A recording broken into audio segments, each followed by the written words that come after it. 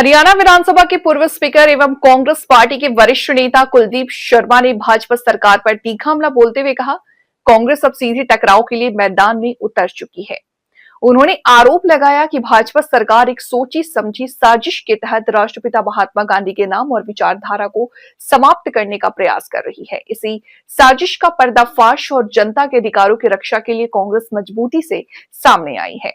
भिवानी पहुंचे कुलदीप शर्मा ने पत्रकारों से बातचीत में कहा कि मनरेगा जैसी जन कल्याणकारी योजना का नाम बदलकर जी राम जी करना मजदूरों के साथ कुठाराघात है। उन्होंने कहा कि मनरेगा गरीबों और मजदूरों के लिए रोजगार की गारंटी का प्रतीक रही है, लेकिन राम नाम परिवर्तन कर सरकार इसके मूल उद्देश्य को कमजोर कर रही है। इससे स्पष्ट है कि भाजपा सरकार मजदूर विरोधी नीतियों पर चल रही है। कुलदीप शर्मा ने प्रदेश की मौजूदा स्थिति पर चिंता जताते हुए कहा कि आज प्रदेश आंदोलित है, न तो युवाओं को रोजगार मिल रहा है, न ही उनके भविष्य को लेकर कोई ठोस नीति दिखाई दे रही है।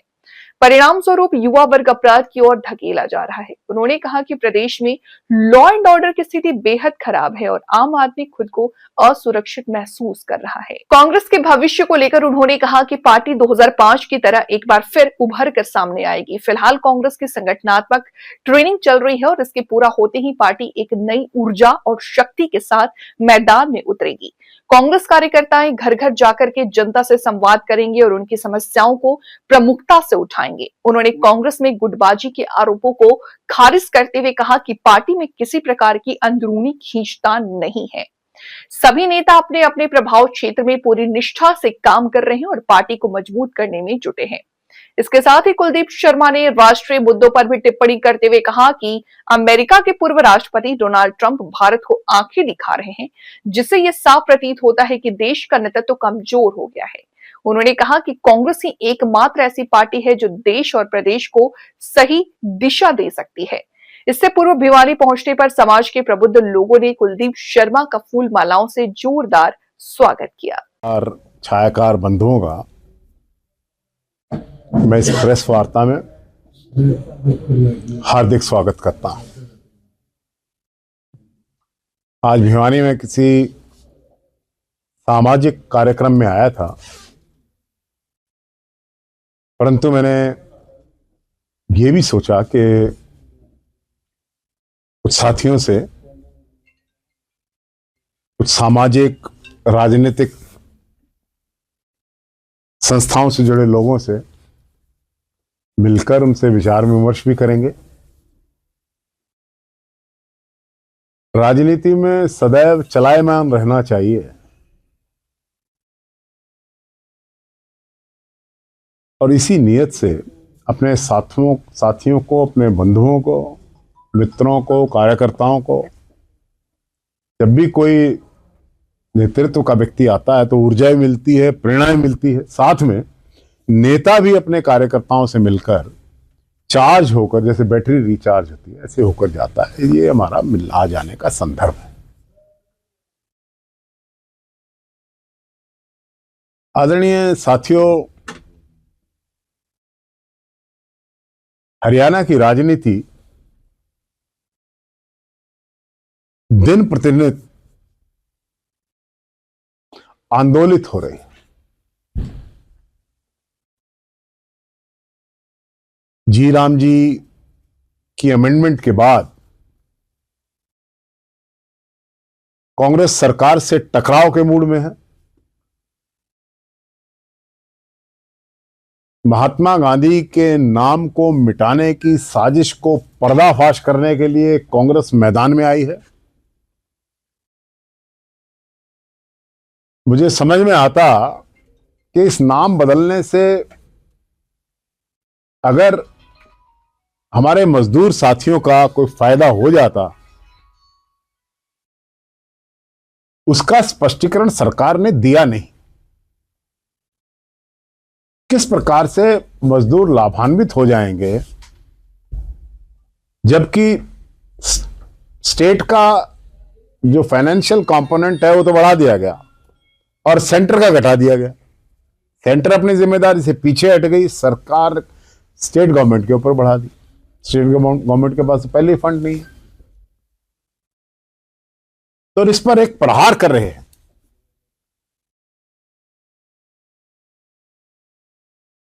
दूसरे, कानून व्यवस्था सारे प्रदेश में बड़ी चिंता का विषय है। कानून व्यवस्था से जुड़ा रहता है व्यापार, सेंटीमेंट्स होते हैं, व्यापारियों के हैं, सामाजिक संस्थाओं के, सबके हैं। लेकिन आप देख रहे हैं फिरौतियां मांगी जा रही हैं, गोलियां चल रही हैं, एनकाउंटर्स हो रहे हैं,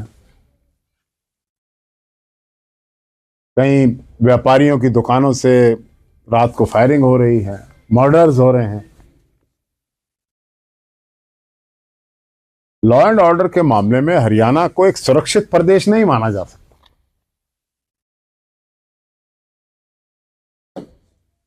इसी प्रकार से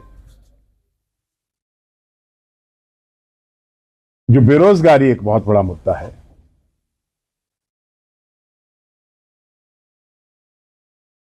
सरकार की जो संस्थाएं हैं जो नौकरियां दिया करती हैं, एचपीएससी, एसएससी, एचएसएससी, कौशल रोजगार निगम नाम की एक संस्था है,